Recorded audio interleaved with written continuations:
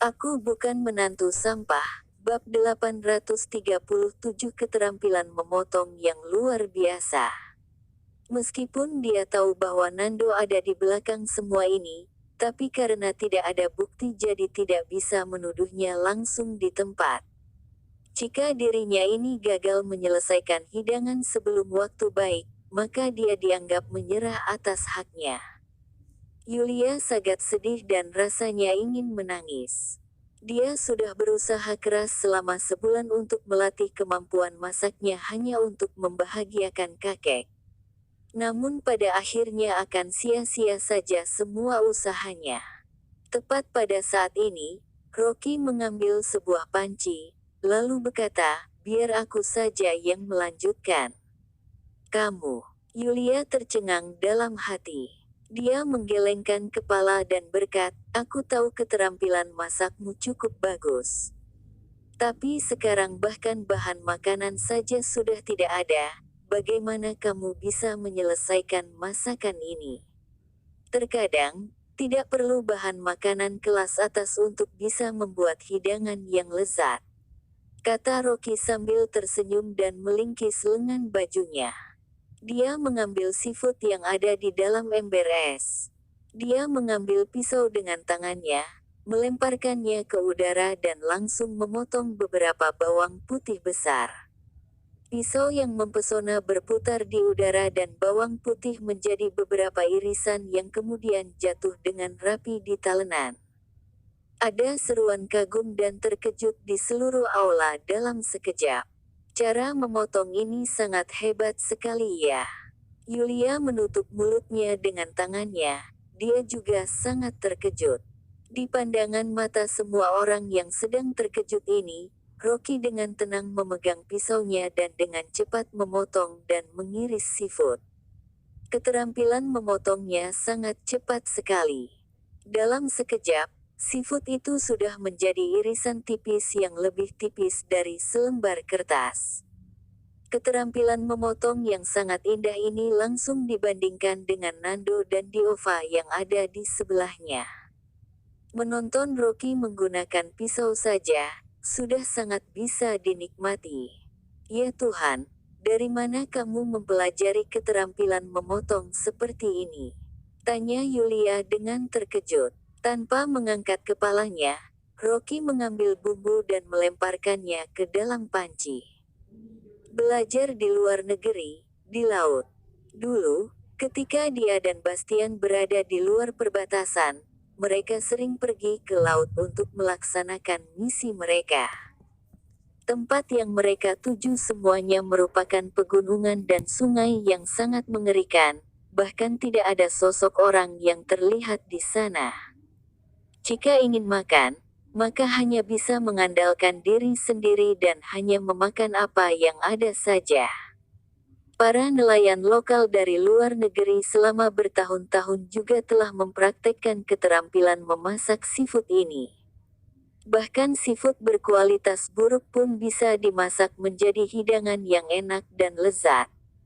Melihat Rocky mengambil beberapa bumbu hitam dan mencampurkannya, mata Yulia membelalak hampir keluar. Apalagi ini? Nanti kalau sudah makan, pasti akan tahu sendiri kok. Keterampilan tangan Rocky sangat cepat. Dia menyalakan api, melemparkan bahan makanan, lalu Sliet menutup pancinya, melihat ke jam dengan santai dan berkata, 3 menit, itu sudah cukup. Melihat sendiri dia yang dalam 2 menit bisa memotong seafood dengan sangat cepat dan melemparkan bahan-bahan ke dalam panci untuk direbus. Semua pandangan orang-orang yang ada di bawah panggung satu persatu teralih untuk melihatnya. Tetapi ketika mereka melihat Rocky mengambil bahan seperti obat-obatan, lalu mengambil bumbu rempah dan memasukkan ke dalam panci, dalam sekejap mereka semua mengerutkan kening. Walaupun keterampilan memotongnya sangat bagus, namun dia yang seenaknya memasukkan rempah dan bahan obat ke dalam panci, mana bisa menghasilkan hidangan yang lezat. Apa yang dia lemparkan, aku tidak bisa melihat dengan jelas apa itu.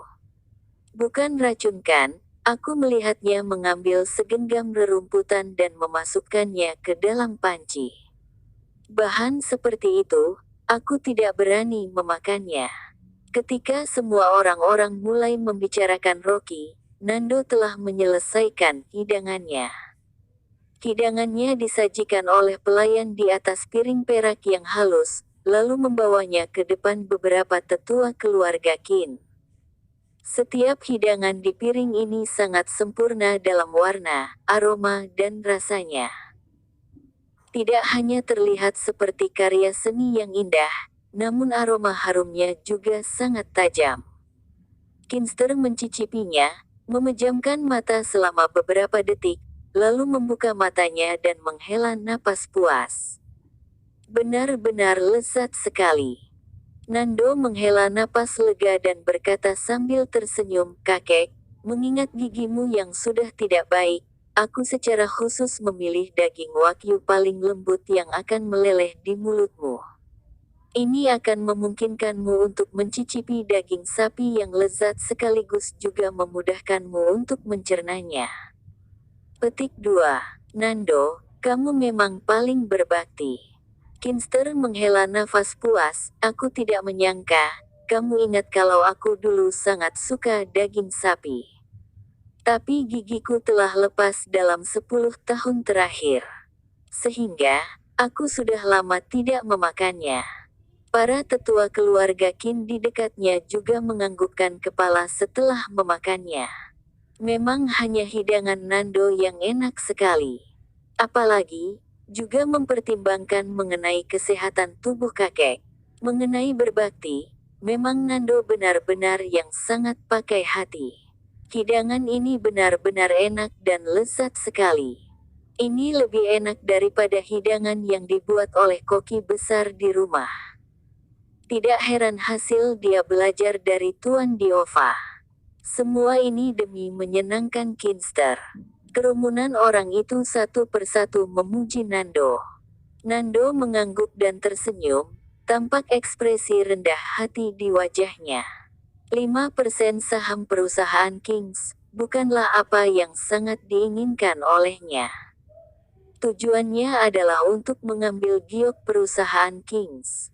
Lalu, menggunakan ini untuk mengembangkan karirnya dan mendapatkan kembali posisi kepala keluarga perusahaan Kings. Tubuh Kinster sudah tidak terlalu sehat lagi. Beberapa anaknya juga biasa-biasa saja. Mereka sama sekali tidak bisa menanggung semua posisi dan tugas ini. Satu-satunya yang bisa meneruskan bisnis perusahaan Kings, hanya tinggal beberapa cucu ini. Di antara mereka, yang paling mampu dan sangat besar suaranya adalah Yulia. Ditambah dengan hubungan dekat antara Yulia dan Melanie. Banyak sekali dari anggota keluarga perusahaan Kings yang berharap Yulia menduduki posisi sebagai pewaris kepala keluarga ini. Dan berharap masih terus berhubungan baik dengan grup Su agar perusahaan Kings ikut berkembang dan semakin bersinar. Namun, meskipun orang-orang perusahaan Kings berharap seperti ini, namun Yulia kurang tertarik dengan ini. Dia tidak ingin meneruskan menjadi kepala keluarga. Dia hanya berharap tetap bisa tinggal dan bekerja di grup Su membantu sahabat baiknya yaitu Melanie untuk menjadikan grup Su menjadi bisnis nomor 1. Apalagi, dia sudah bertahun-tahun ada di grup Su. Bisa dikatakan kalau mereka berdua bekerja sama dengan sangat baik dalam membentuk dan mengembangkan grup Su. Yulia tidak ingin menyerah dan membuang semua ini. Pembawa acara melihat jam sekilas, lalu tersenyum dan berkata, "Sekarang waktunya telah habis." Jika Nona Yulia masih belum menyelesaikan masakannya, demi mencegah merayakan pesta ulang tahun kakek tidak sampai melewati waktu baik, maka kita lebih dulu memulai. Sudah selesai masaknya. Suara santai tiba-tiba langsung menyela ucapan pembawa acara itu. Rocky membuka tutup panci. Dia mengambil bubur dan menaruhnya di sebuah mangkuk kecil. Tepat saat dia membuka tutup panci, aroma obat yang samar tercium oleh semua orang dalam sekejap. Aroma apa ini? Kenapa seperti aroma obat ya? Benar-benar tidak pantas, di ulang tahun kakek bisa-bisanya merebus obat. Apa ini sedang berniat memaki kakek ya? Seluruh aula dipenuhi dengan aroma obat yang samar. Orang-orang perusahaan Kings satu persatu mengerutkan kening, lalu mulai mengkritik. Beberapa tetua keluarga Kim tampak tidak senang. Bahkan Kinster yang sangat terampil dalam membawa diri saja, pada saat ini juga tidak senang. Di pesta ulang tahunnya yang ke-80 ini, segala hal mengenai obat dan penyakit adalah hal yang paling tabu. Tapi Rocky malah membuat bubur obat tradisional di ulang tahunnya ini, sungguh tidak pantas. Rocky, kamu sebenarnya membuat bubur seafood apa? Kenapa begitu tercium, aromanya seperti aroma obat? Kata Yulia tidak bisa menahan diri mengungkapkan ini. Rocky mengambil bubur, sambil tersenyum dan berkata, aku melihat dalam bahan rempah ada perila, astragalus, codonopsis, atractylodes, del. Jadi, aku ambil beberapa untuk dijadikan obat seafood yang sehat. Ini, Yulia juga tidak tahu harus berkata apa untuk saat ini. Kalau bilang bubur ini obat, tapi itu juga bukan obat. Tapi jika disebut bubur, aroma yang ditercium adalah aroma obat. Pada saat ini, Nando dengan wajah muram berteriak, Rocky, tubuh kakek tidak terlalu baik lagi. Biasanya, dokter khusus yang bertanggung jawab atas pengobatan tradisional untuk kakek. Kamu sekarang malah menggunakan obat yang tidak jelas dan tidak diketahui asalnya ini. Dia secara khusus menekankan pada 6 kata, tidak jelas dan tidak diketahui asalnya. Seorang tetua keluarga Qin juga berdiri, mengerutkan kening dan berkata, di pesta ulang tahun tidak boleh muncul obat-obatan, sana keluar saja. Aku bukan menantu sampah, bab 838 bubur seafood yang luar biasa. Di tengah banyak perbincangan, Rocky dengan tenang berkata, bahan herbal yang aku gunakan biasanya dipakai untuk membuat sup. Jadi juga bisa disebut sebagai bahan makanan. Apalagi, bubur ini juga sudah matang, tidak peduli bagaimanapun, cicipi dulu baru nilai dan buat kesimpulan akhirnya. Siapa yang ingin makan buburmu itu? Kata Nando mencibirnya, lalu melirik ke bubur yang berwarna agak kuning dan berkata dengan nada mengejek, makanan seperti itu apa bisa dimakan? Jika makan terus malah bermasalah, apa kamu mau bertanggung jawab? Kinster di sebelahnya terbatuk dan berkata, bagaimanapun ini juga adalah niat baik dan rasa berbakti dari Yulia, sajikan saja. Saat bicara, dia tidak menyebut sepatah kata pun mengenai Rocky. Para tetua keluarga Qin ingin menghentikan ini. Tapi, karena Kinster melambaikan tangan, mengisyaratkan untuk membiarkan pelayan menyajikan bubur itu. Bagaimanapun juga, Yulia juga adalah cucu perempuannya. Di hadapan keluarga perusahaan Kings ini mustahil baginya untuk tidak menghargainya.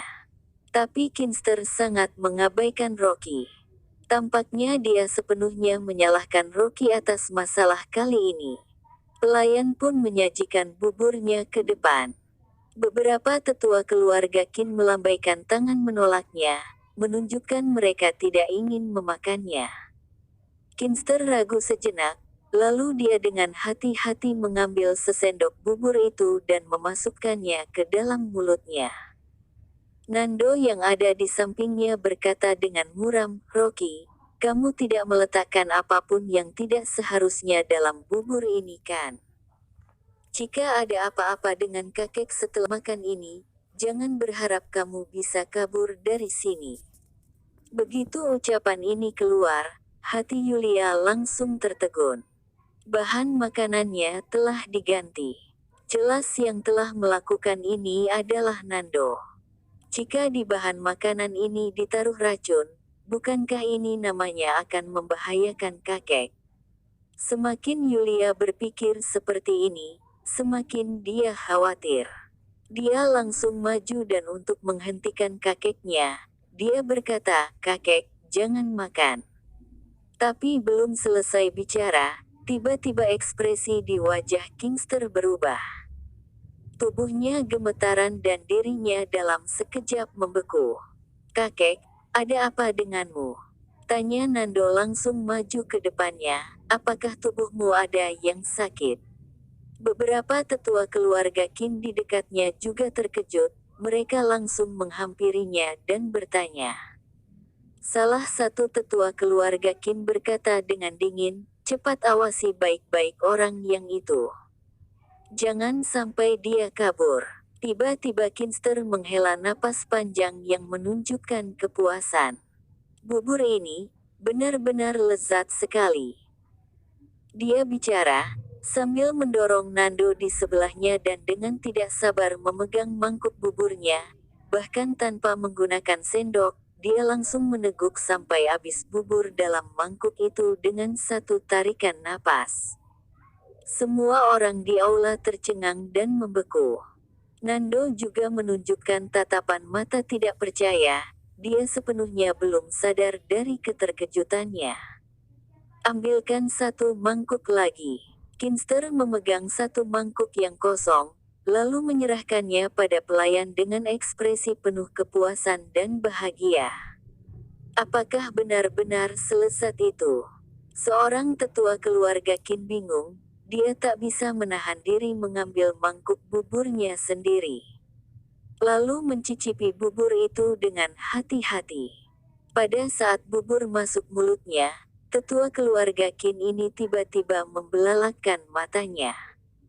Dia seperti melayang ke langit, wajahnya penuh dengan kepuasan. "Bagaimana bisa masak jadi seperti ini? Apa aku ini makan makanan Dewi ya?" Nando terkejut dan mendesak bertanya, "Paman Samuel, apakah bubur ini lebih baik dari daging sapi premiumku?" "Tentu saja," kata Paman Samuel dengan sangat tegas. Dia mendorong daging yang belum selesai dia makan di depannya ke samping, lalu mengangkat mangkuk bubur itu tanpa ragu-ragu. Setelah itu, melahap langsung bubur itu sampai habis dalam sekali tarikan napas.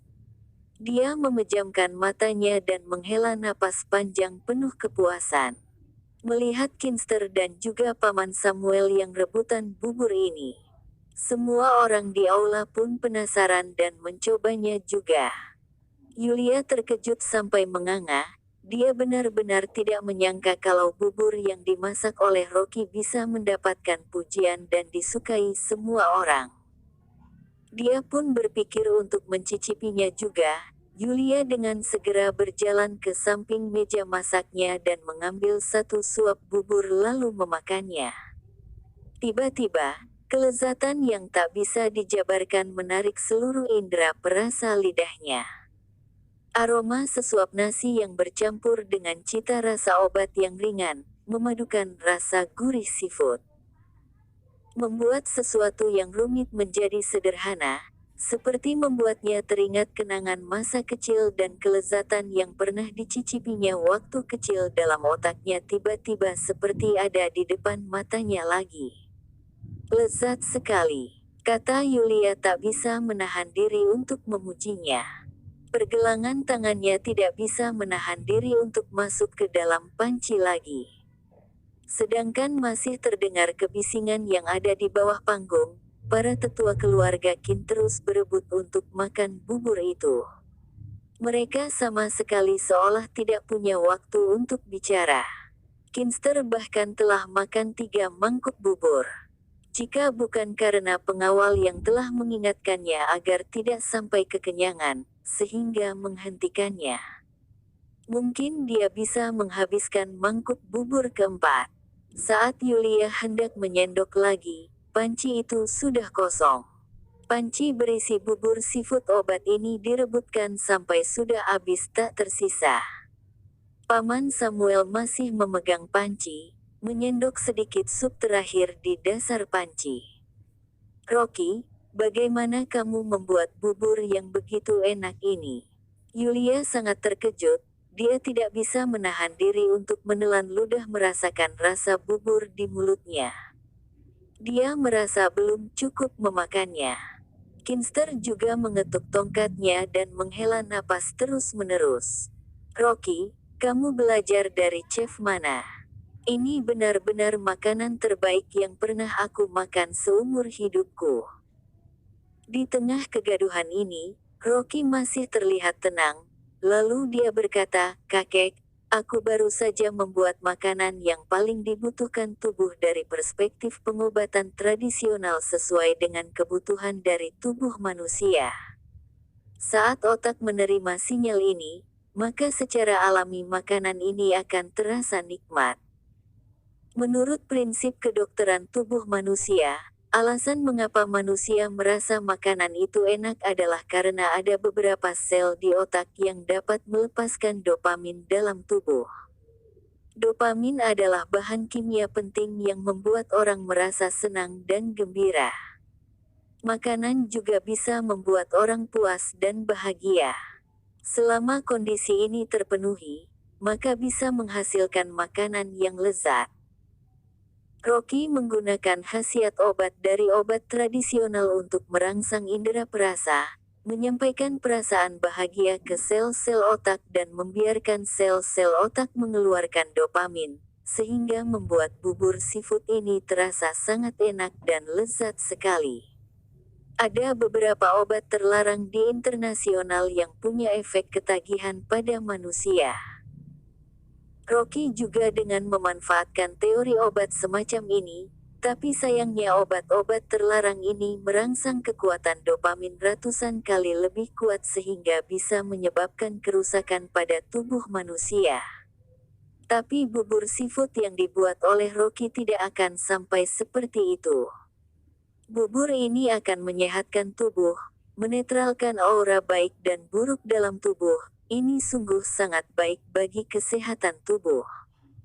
Saat ini, Paman Samuel tiba-tiba berkata dengan keras, "Aneh sekali. Setelah makan bubur seafood ini, semangat dalam diriku jadi sangat membaik dan kepalaku tidak sakit lagi."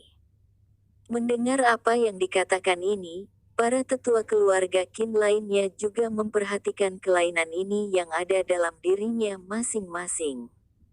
Iya benar sekali, sakit kaki rematikku juga hilang. Bubur seafood ini luar biasa, gejala tinnitusku juga telah membaik.